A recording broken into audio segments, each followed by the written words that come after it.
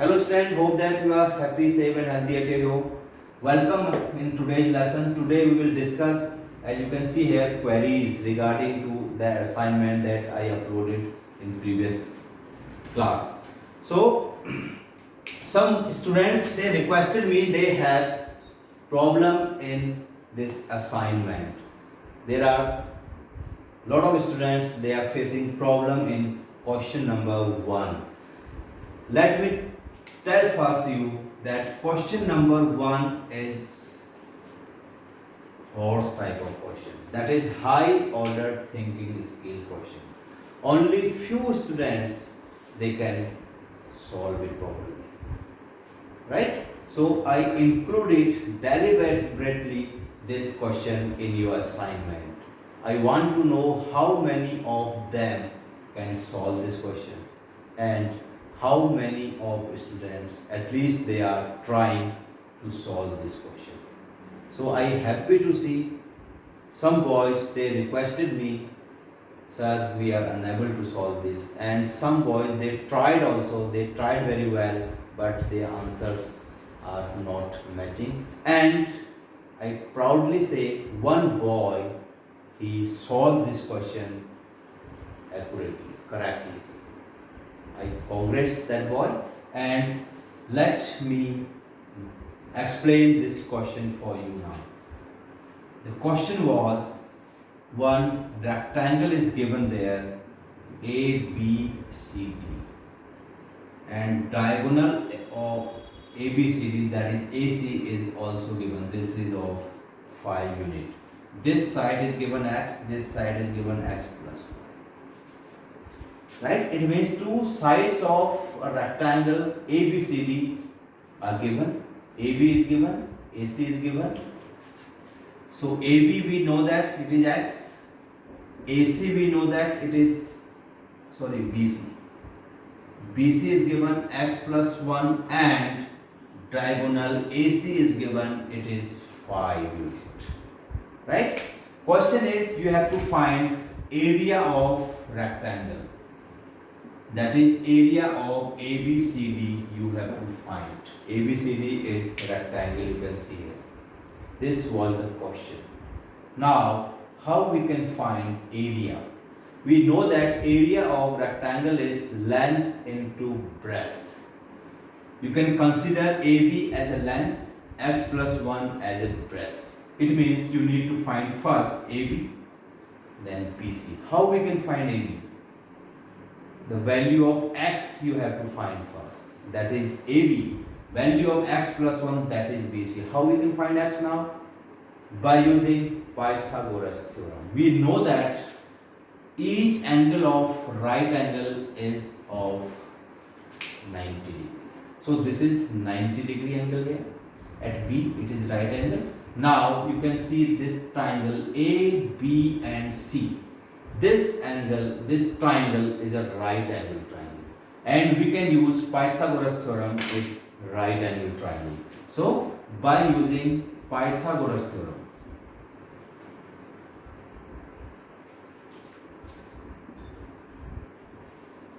in triangle ABC. What is Pythagoras theorem?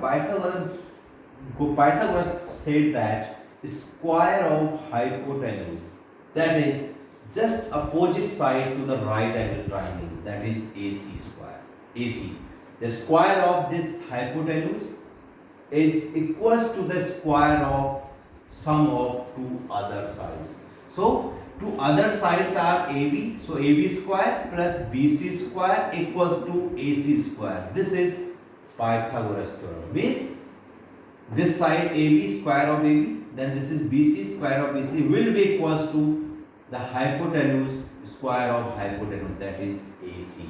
So what is AB now? X. It means we can write it x square. Then BC is x plus 1 square and AC is 5, that is 5 square. Now x square we can write as it is and x plus 1 square. How we can solve it? We can use here identity to solve x plus 1 square. Identity actually we will discuss in your upcoming chapter. So here we will use another method to find x plus 1 whole square. How we can find it? We know that square means if you multiply the number by number itself. So number is here x plus 1 and we need to find square of x plus 1. So we have to multiply x plus 1 with x plus 1.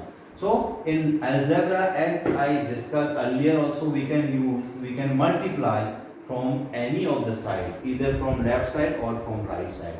So I am multiplying here. If I multiply x with x, we have here x square. If you multiply x plus 1, we have x. Now we can start from right side from this 1. If we multiply 1 with 1, we have 1. Since it is constant, that's why I am writing it aside. Now x and 1, so we have x. Like terms we can write just below like terms. Now we have to add finally, so x square and x plus x, 2x we have, then 1. So it means after multiplying x plus 1 with x plus 1, we have x square plus 2x plus 1. So we can write here x square plus 2x plus 1. And square of 5 is 25, we know that. So x square and x square, 2x square, like terms, as we know that like terms only we can add in algebra. So x square plus x square, 2x square plus 2x we can write as it is, plus 1 and minus 25 I am transposing to left hand side after shifting, after changing its sign. So x 2x square plus 2x minus 24 equals to 0, you can write it. How? This plus 1 and minus 25 we have minus 24. Now you can see here 2, 2 and 24. It means 2 is factor for each and every term. So we can take 2 outside. So what is left here? X square we can write here. Then actually taking common means we are dividing the terms by same number. So 2 I am taking outside. It means we are dividing each and every term by 2. So what will come when we divide 2x square by 2? X square only. What will come when we divide 2x by 2? X only. And here if we divide minus 24 by 2, we have minus 12. Now x square plus x minus 12 equals to 0 by 2, we can write here. Why 0 by 2? Now we have shifted this 2 to right hand side. Since it is in multiplication, so we can write it in divide. Hope you understand. Now we have to find value of x by using this relation. Here we will try to find value. So x square plus x minus 12 equals to 0, we can write it. We know that if we divide 0 by any of the number, we have 0 only. So x square plus x and minus 12, this is final equation. This is called quadratic equation. Since power of x is 2 here, it is not a linear equation, it is a quadratic equation. So you must know how to solve quadratic equation or how to find roots or values of this variable x. Right? So let me explain to you how we can find value. See, this is constant 12.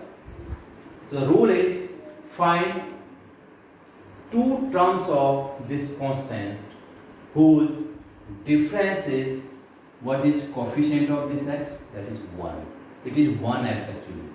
And this 12 constant have negative sign there. So we need to find two factors, such factors whose difference is 1. So you guys just guess it. Take your time and just think, what are the two factors of 12 whose difference is 1? Let's think. What are two factors of 12 whose difference is 1? Yes, 3 and 4 are two factors whose difference is 1. If we subtract 3 from 4, we have 1. And if we multiply 3 with 4, we have 12.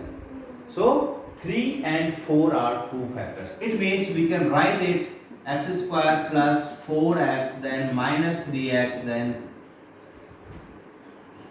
just 3x, minus 3x and minus 12 It means instead of x, we have write there 4x minus 3x. If we subtract 3x from 4x, we have x only. It means our equation doesn't affect it. Now, from these two factors, these two terms, what is common there? X we can take outside. So, x plus 4 will left. Common, once again I am reminding you, common means we are dividing. If we divide x square by x, we have x only, and 4x by x, we have 4 only. Here in these two terms, minus 3 is common. So x will come here. Since we have taken minus outside, so we have to change sign. This 12 is positive now, and if we divide 12 by 3, we have 4. Now you can see x plus 4, x plus 4. It means x plus 4 is again common. So we can write it x plus 4 into x minus 3 equals to 0. It means we have now two factors of this quadratic equation, that is x plus 4 and x plus minus 3. It means either x plus 4 will be 0 or x minus 3 will be 0. What does mean it? It means two factors are there and their product. If no operator in between, it means we can consider it multiplication. So product of these two factors is 0. It means either first term will be 0 or second term will be 0. Then only we can get product 0. It is very simple logic. If you are multiplying two numbers and result is coming 0, it means either first number is 0 or second number is 0. That's the simple thing. That's why either x plus 4 will be 0 or 3x minus 3 will be 0. From here what we have, x equals to minus 4 we have, and here we have x equals to 3. Hope you understand, guys. This is y comes in the horse category. Right? So now you can see we can't take x as minus 4. Why? Because there is no any such rectangle whose side is negative. It means minus 4 is, we can't take minus 4 as a side for any rectangle. Hope you understand. So side could not be a negative. That's why we are considering only x equals to 3. That is positive value. You can write here also, since we can't take side as a negative, so we are just neglecting x equals to minus 4. So we are taking only this value. X equals to 3 we are taking. Right? Now this is 3. X equals to 3 now we have already calculated, and x plus 1 equals to now 4. X is 3, 3 plus 1 is 4. Now you can easily find area of this rectangle. So area of ABCD. ABCD is a rectangle. What is area now? Area is AB means this side into this side, means length into breadth. Now what is AB? AB is 3, and what is BC? BC is 4. So 3 into 4, 12. What is 12? 12 square unit you can write it. Since we know that no unit is given over there, only 5 we have here. We don't know this 5, either this is kilometer or meter or centimeter or inch or anything else. So we can consider it as a unit. So we can write it, area of rectangle ABCD is 12 square unit. Hope you understand.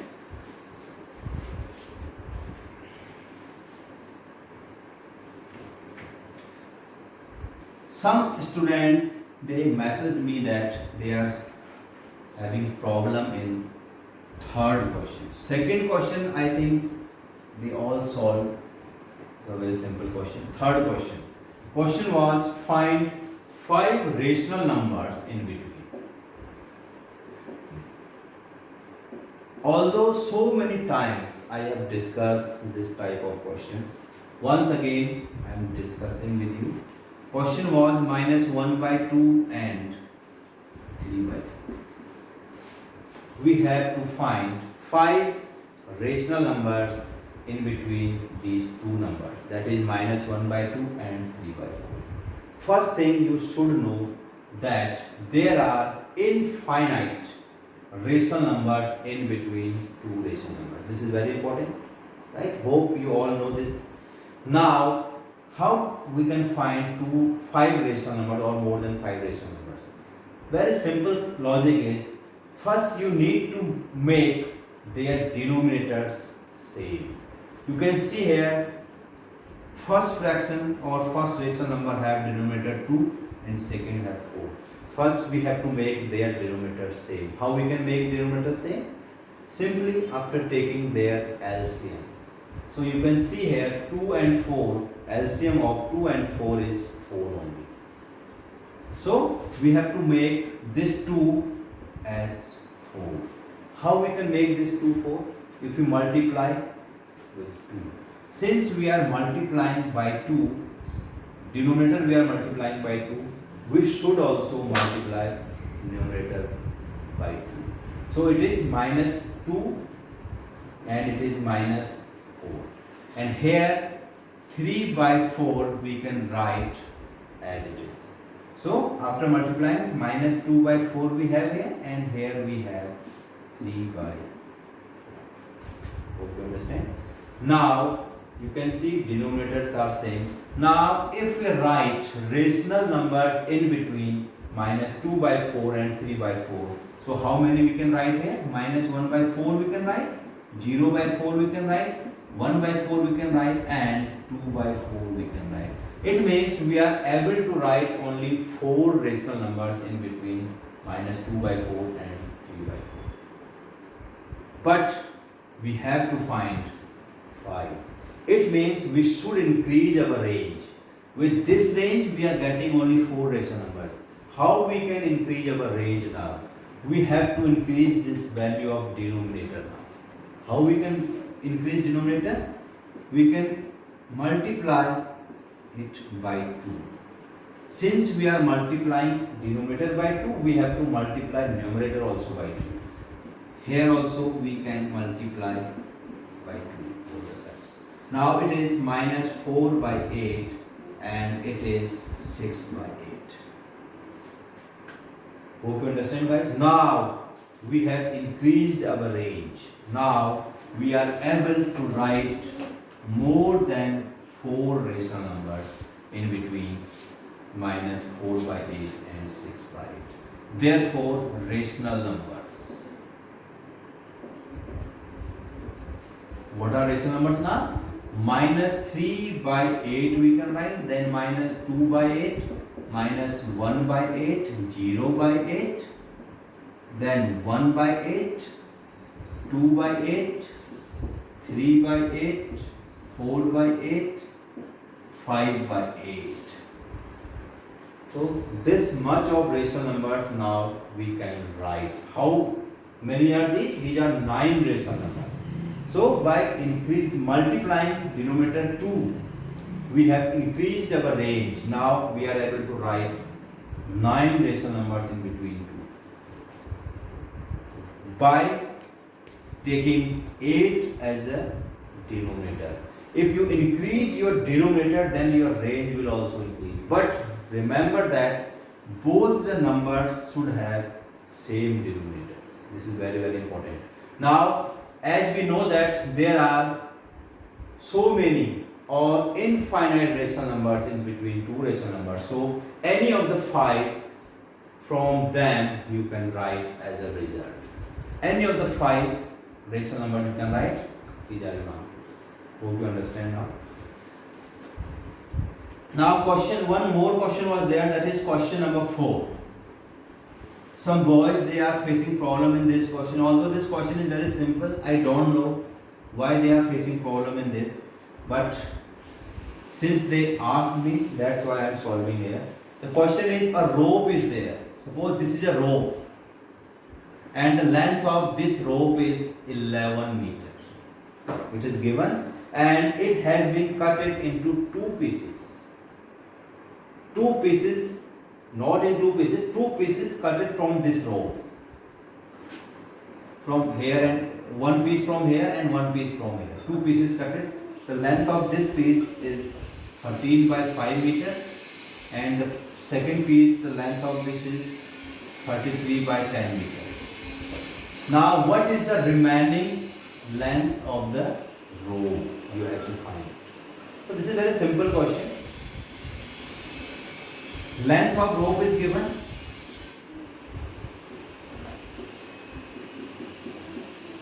Two pieces cut it.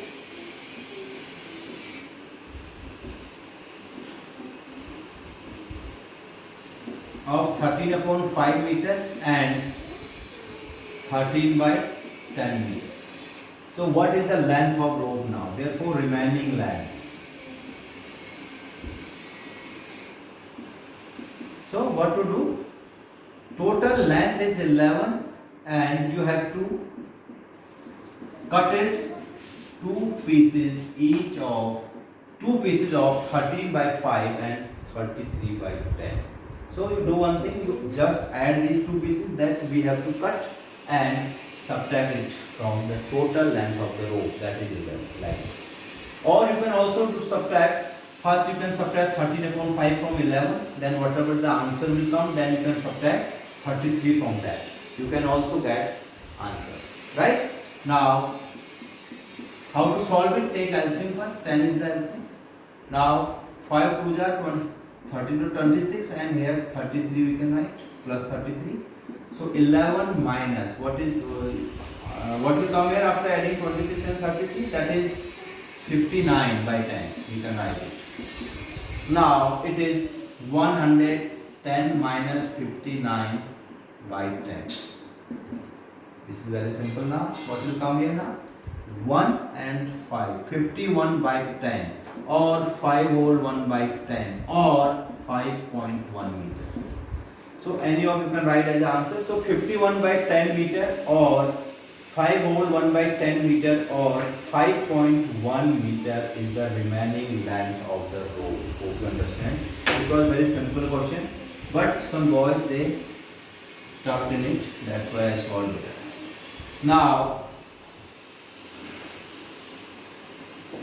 move to next exercise, that is chapter number 6, squares and square roots.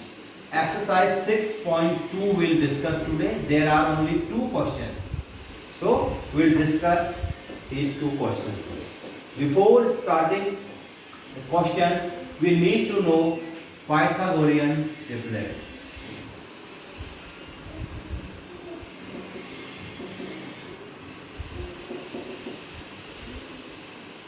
What are Pythagorean triplets? Listen very carefully. If we are able to write any 3 numbers in such a way, 2n, n square minus 1 and n square plus 1, then we can say that these numbers are Pythagorean triplets, where this is very important. M is greater than 1 and it is a natural number. The value of M is greater than 1 and it should be a natural number. This is very important. It means we know that natural number starts from 1, but you should keep value of M always greater than 1. This is very first condition. What does mean now Pythagorean triplets? Pythagorean triplets means 3 numbers that we can write as the side of a right angle triangle. It means 3 numbers, if they are Pythagorean triplets, it means we can write these numbers as the sides of a right angle triangle. This is very important. How we can? So I will discuss it. Now starting this exercise 6.2, second question I am starting first, because second question is based on this Pythagorean triplet. Question is, write a Pythagorean triplet whose one number is 6. It means one number of this triplet. Triplet means 3, set of 3. So out of these 3 numbers, one number is given here, that is 6. you need to find other two numbers. How we can find it? So we know that these three numbers are Pythagorean triplets. It means we can assume this 6 as 2n. Why 2n? We can also assume this 6 as m square minus 1 or m square plus 1. But I am assuming that 6 is 2n because with this 2n I can easily find value of m. Hope you understand. So from here m will be 6 by 2, that is 3. So I am assuming 6 as 2n. Right? Hope you understand. Now second number is m square minus 1. What is m now? 3 square. Then minus 1 means 9 minus 1 means 8. So second number is 8. What is third number? M square plus 1 equals to 3 square plus 1, that is 9 plus 1 equals to 10. Third number is 10. It means three Pythagorean numbers are 6 already given and 2 we have just calculated, 8 and 10. So these three are Pythagorean triplets. As I said earlier, it means these three numbers are also sides of a right angled triangle. How? We know that AC means hypotenuse is longest side of the right angled triangle. So longest side is 10. So it is 10. And this is 6, this is 8. You can write 6 here or 8 or here also. Doesn't matter. Means two sides of right angled triangle are 6 and 8 and third one, that is hypotenuse, it is 10. Now you can check it whether these numbers are Pythagorean triplets or not. How we can check it? So find square of this 8 and square of this 6. It should be equal to the square of this 10. That is 100. So square of this 8 is 64, square of 6 is 36, and after adding them 100 we have. And we know that 100 is square of 10 also. It means these three are Pythagorean triplets. We can write them like this. Hope you understand now, right? So that's why these numbers are called Pythagorean triplets. Since Pythagoras theorem works on right angle triangle, it means these three numbers we can consider as a side of a right angle triangle. Hope you understand, guys. Now question number first we will discuss here. Although this question we have already discussed so many times, in my previous video also we discussed how we can find the square of the number. So first question is find squares of the following numbers.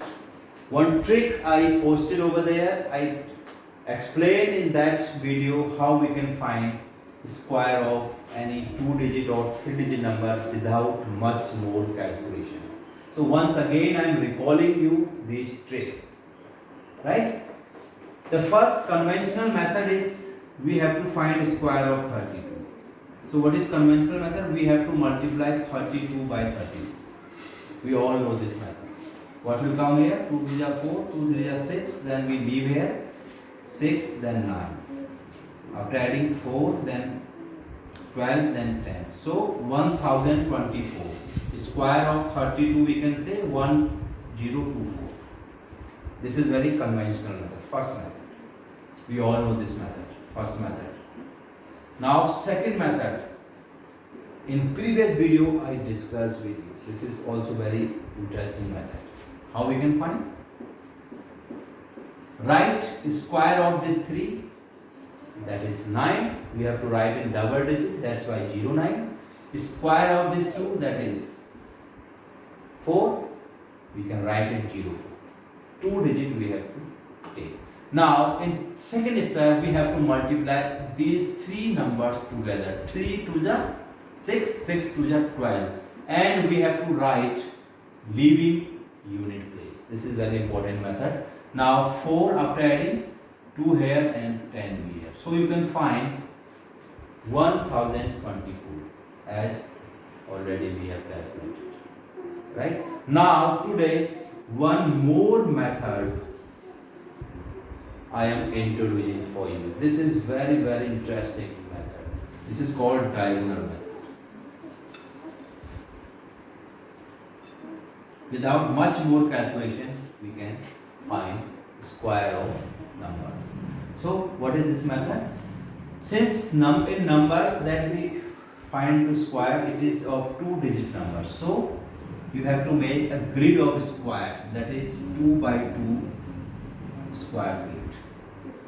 You have to make. Right here 3, here 2, here 3, here 2.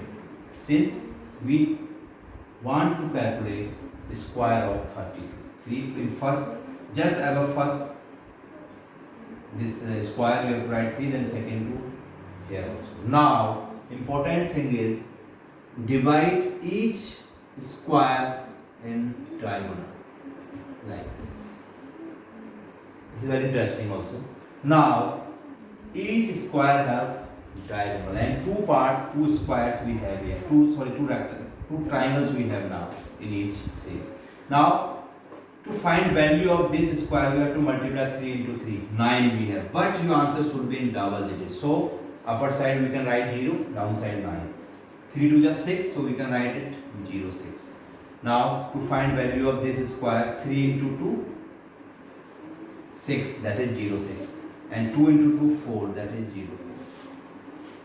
Now how to find square?